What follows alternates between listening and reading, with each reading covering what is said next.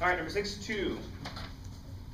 All right, a 10 to the 5 gigabecquerel source emitting 1 MeV photon per transformation is uniformly distributed along a hypothetical ring of 2 meters in diameter entirely within a water medium with a density of 1 gram per centimeter negative cubed. At the center of the ring, evaluate the flux density of uncollided photons, the Kerma rate from uncollided photons, the Kerma rate that would result in air from the uncollided photons, and the exposure rate from the uncollided photons. Getting into real good Schiller problems. So, hope everyone's ready to brush up on calculus.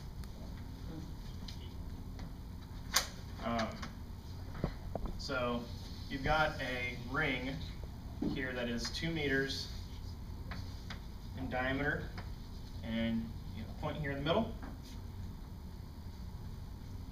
Yeah, this is the source.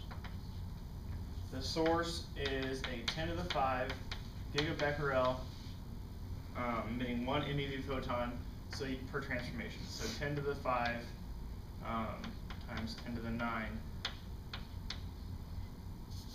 1 MeV photons per second.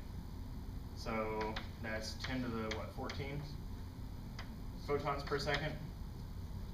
I usually just write gamma.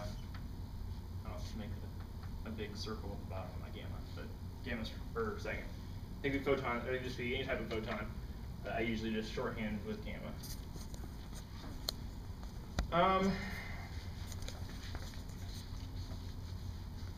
So since you're in the center of this ring, you can use that. You can use the geometry to your advantage.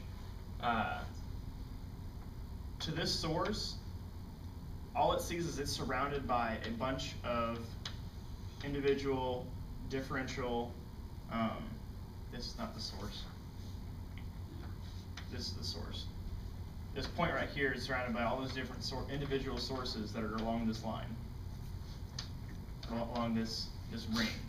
So you can split this up and make it. You can find the source strength per unit distance along this ring.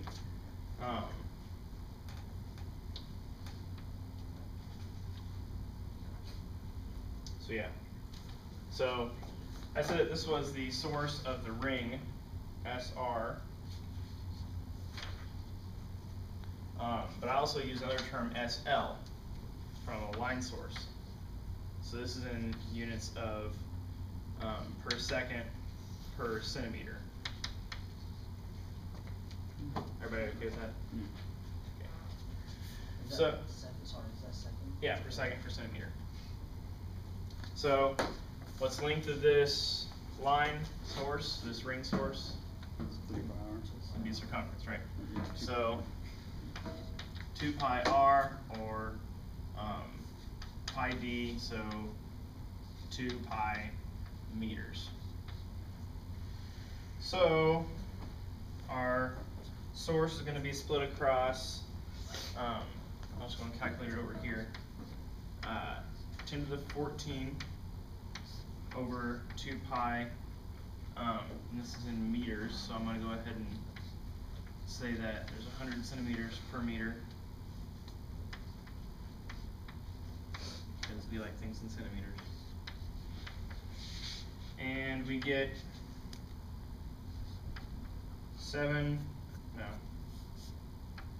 1.59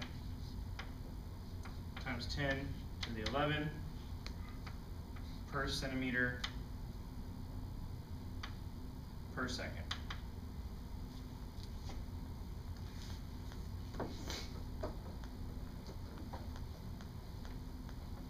Okay. So if I want to find the flux right here, I'm going to take, I want the uncollided flux. What's the equation for uncollided flux? Are we gonna get we're gonna get geometric and material or exponential attenuation, because this is all water through here. So our geometric attenuation, we're going to have SL. I'm just going to take a differential part of the flux, d phi. We're just going to get SL 4 pi r squared will be our geometric attenuation times dx. So SL dx is going to be our source for just a small differential piece. And it's going to be exponentially attenuated e to the minus mu r. So if I want the whole flux, I have to integrate over 0 to 2 pi r, because I'm going to go from this position 0 all the way around 2 pi r in distance. So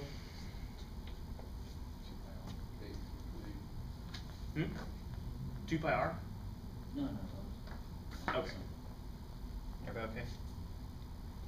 So you're basically gonna get rid of what you just did there. Basically. Finding SL, you're gonna end up back with the 14. Yeah, you can use this geometry to say we're 1 meter away from everything, so you can lump it all at one spot.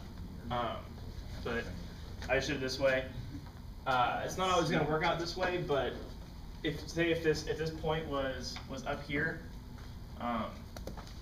It would still be uniform though. yeah, you can still do it there. But The only way it wouldn't be is if you had it like Right. one side, but or you would guys, have to change. yeah, you guys are going to be running into problems here where you don't have the type of symmetry. So yes, this is over excessive for this problem.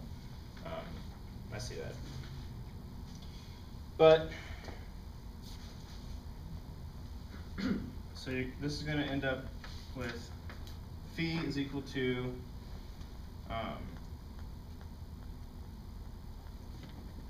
should I just say SL over 2 r e to the minus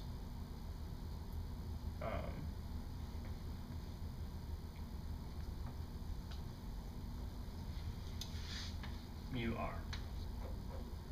And solving this, you get 6.79 times 10 to the 5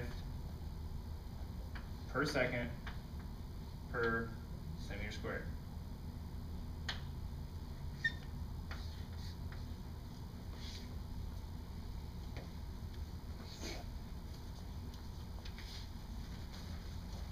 So that's part A. So now we want to know the water Kerma rate. Kerma is talked about somewhere in the book.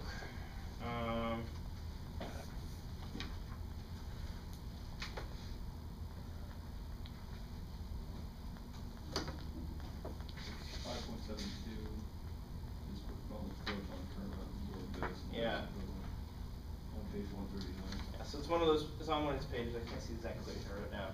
But basically you're just going to take your unclouded Kerma, this is going to be a Kerma rate, is equal to the unclouded flux times the Kerma response.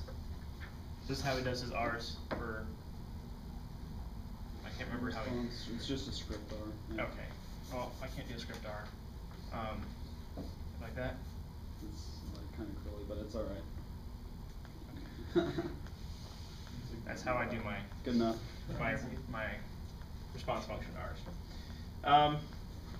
So, according to shield util, which you guys all need to have, R is equal to 0.4984 times 10 to the negative 9 centigrade centimeter squared. So you get rid of centigrade because don't use that. And you end up with a Kerma rate is equal to 3.38 gray per second. Any questions on how we go about finding the Kerma?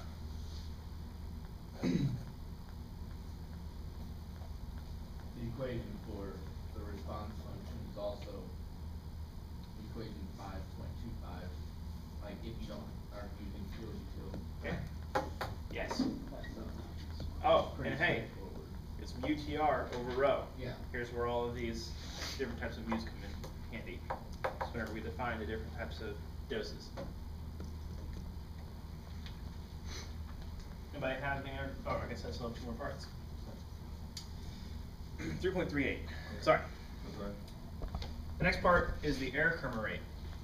Now, we're in water. Is it okay for us to have an air Kerma rate? Yeah.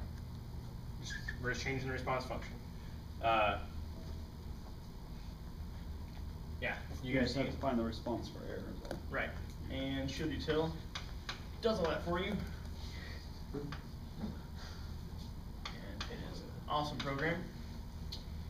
And you end up getting 3.04 gray per second. You have less interaction in air, that's why there's less energy deposition in air than you will in water.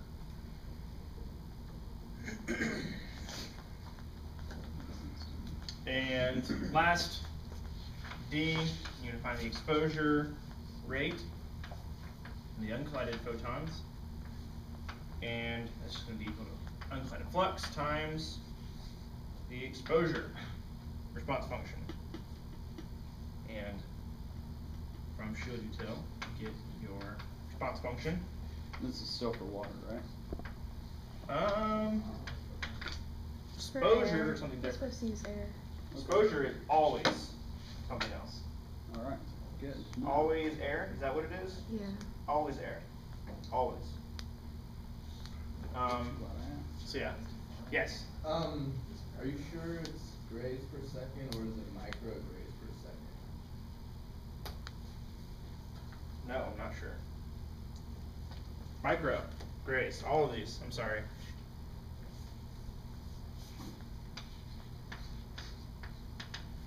I should not have gotten full credit on those. Okay, everything's micro. I just must have dropped everything out.